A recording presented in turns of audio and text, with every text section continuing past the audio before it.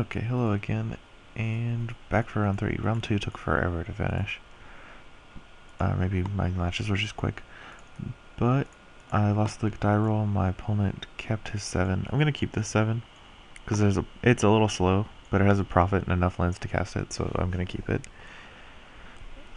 Even with a slow draw, profit speeds up your turns considerably. I'm gonna bottom this thing. I don't think I need a second Sphinx, and I'd like to draw like a Dissipate, or whenever I say Dissipate, just pretend I mean Dissolve.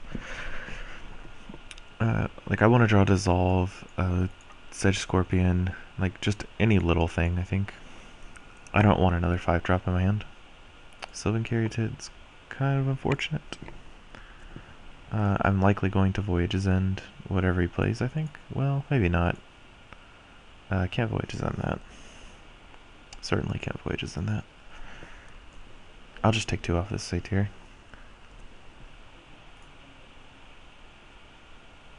I don't have a Dissolve, so I'm not going to force him to play around it. Because I don't want him to play around other Dissolves that may be more influential. He's just... I'm not too worried about the Xenagos tokens, because once I drop profit, I should be able to kill it pretty easily. I'm going to bounce this Polis Crusher. He can monstrous it next turn. He can like basically do a lot of things to it. Sedge Scorpion's a pretty good draw, but I'm going to drop down the Polukranos.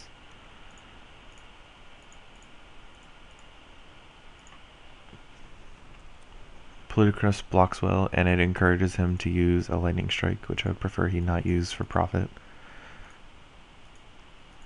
Also, I don't want to trade Sedge Scorpion for a Satyr token. That seems really distasteful. You can't... So I guess he's just playing 2 4-drops and passing turn. Polis Crusher and a Polukranos, maybe?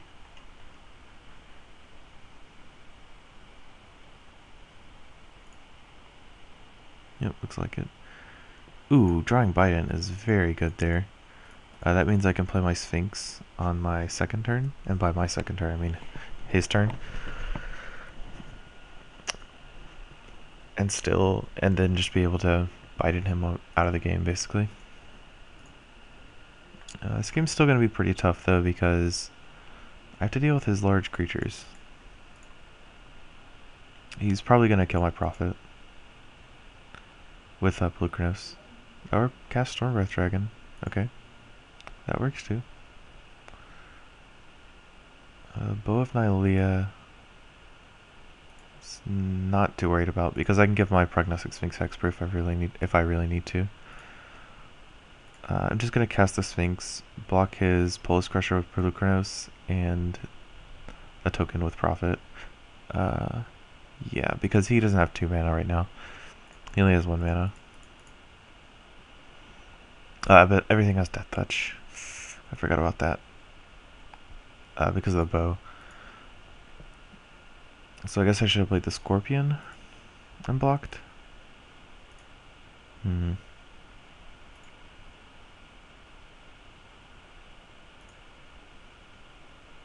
Trying to figure out what the right thing to do is here.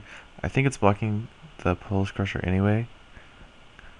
Maybe it's the Polukranos. And then taking like 10 damage off this, 12 damage? Go to 2? That's not very good. Bow of Nylea is apparently very good against me. I don't really have any good blocks, because I block here. I can block Satyr tokens, but my guys would die and I wouldn't have a board position. So I guess I just kind of lose this game, but we'll see what happens. I mean, it's not technically over. I'll play a Bident because it's essentially free.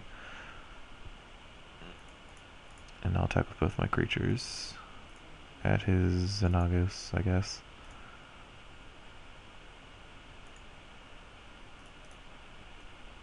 None of these cards really save me. And honestly, I don't know what does save me. But I do know it's none of these cards. So we're going to bottom all of these. And try to draw something else. I'm going to go ahead and play Sedge Scorpion.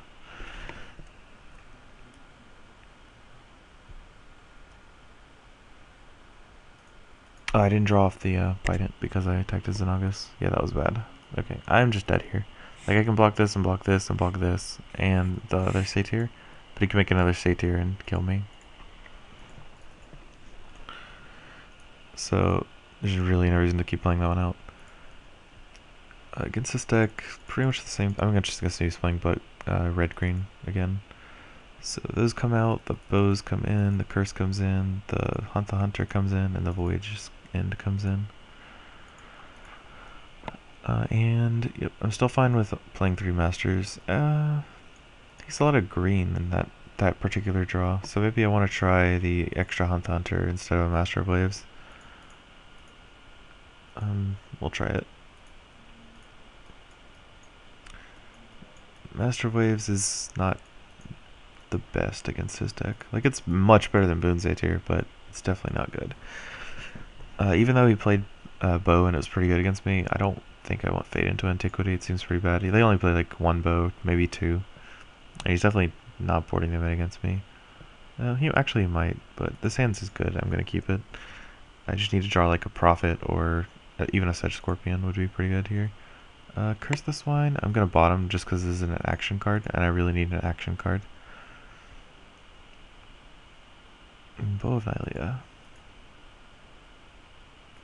I'm going to go ahead and play the Caryatid just in case I draw a untapped land next turn. Then I can play the Bident. If I don't draw an untapped land next turn, nothing really changes. I can play the bow.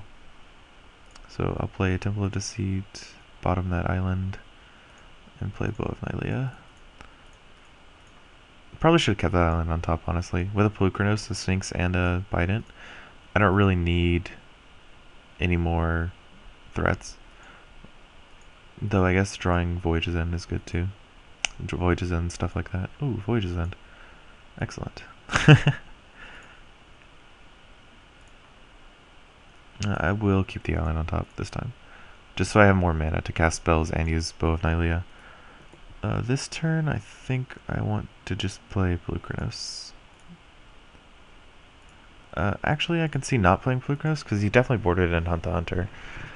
But I don't think Bident really does anything for me this turn, and I want a creature on the board, so I guess I'm just going to play into his Hunt the Hunter and kind of just hope he doesn't. That seems just pretty miserable to me. Like playing into Hunt the Hunter. So I'll just play Bident and take 5. Which, not ideal, but next turn I can play Polukranos and have Voyage's End open in case he wants to Hunt the Hunter then.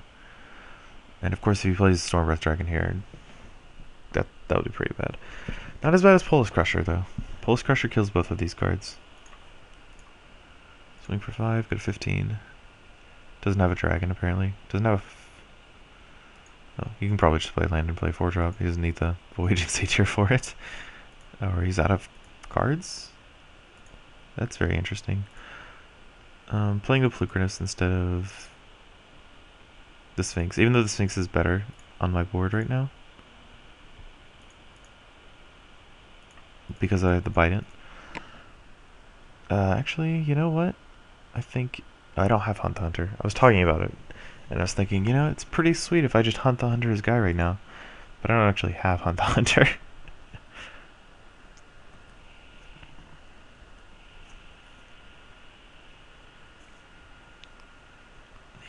He can Polukranos this guy for 1, 2, 3. That's quite a bit. I could block with Polukranos and force him to do it. I think that's what I'm going to do. And then Voyage's End him.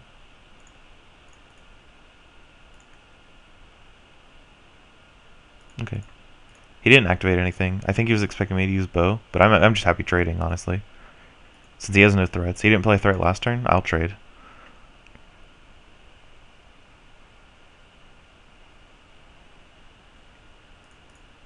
Because he passed priority expecting me to bow my guy, but I'm not going to do that.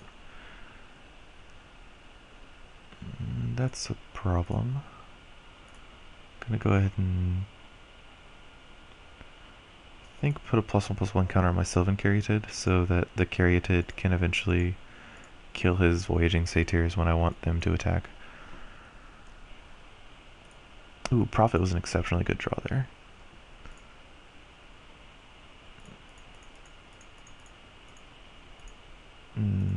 Unless he has Lightning Bolt, in which case I'm gonna kick myself. Or Lightning Strike, excuse me. It looks like he does. Yeah, that was stupid. I should have just played the Sphinx. It was pretty obvious he had the Lightning Strike too, because he hadn't played anything.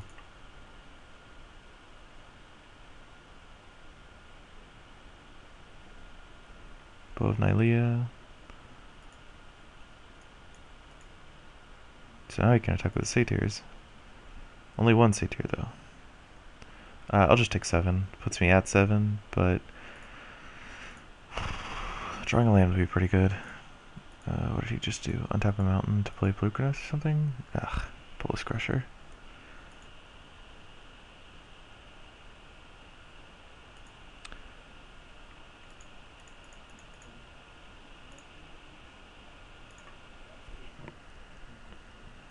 This is not good. I think I just die here. Like, I have to block the Crusher.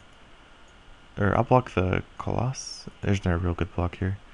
If I block the Crusher, I think he monsters it and I have to bounce it, because I can't take the trample damage. And if I block the Arbor Colossus, he just passes priority and monstresses his guy. And I die from that. So I think I have to block here and hope he monstresses this. That's my out, so to speak. And I'm not... I have to block here as well. Though I think I'm actually just dead on board. Yeah, he doesn't have to do anything.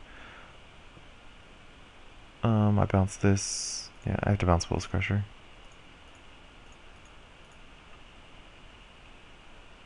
Drawing that Curse the Swine I bottomed would be pretty good here, but it's obviously not possible.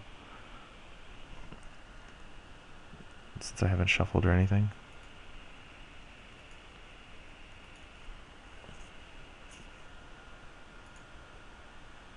It's not a good showcase of Bow of Nylea because I misplayed with the Prophet pretty badly. If I played the Sphinx, I would actually just have a Sphinx in play right now. Like I could... I didn't know he had Bow at the time, but I could have played the Sphinx and then planned around bouncing his Arbor Colossus, so he couldn't block my Sphinx, and then getting a Scry off and drawing a card off Bident. But none of that happened, so I guess we lose that match. Yeah, misplayed for sure this last game. But, I feel like I did a lot wrong there. Like, maybe I should reevaluate sideboarding. Bow of Nylea is extremely good, but if I take out the Boon Satyrs and the Bidents, because though I really like this card, and it feels awful to play with Sphinx without Bident, well, not like as awful it can be. It's still not doing that much. So if I board out all of these cards, or like these 7 cards, I can board in 2 Bows, a Curse, which is 3, 4/5 Hunt the Hunter, and a Fade into Antiquity, and that leads me to keep in Master of Waves actually. Or I could board in Nylea's Disciples instead of Master of Waves, which gives me more life gain and targets for Hunt the Hunter. I'm going to try that next time. If I play against red-green next turn, I'm going to try that kind of board and see if that works better, because I haven't tried that before.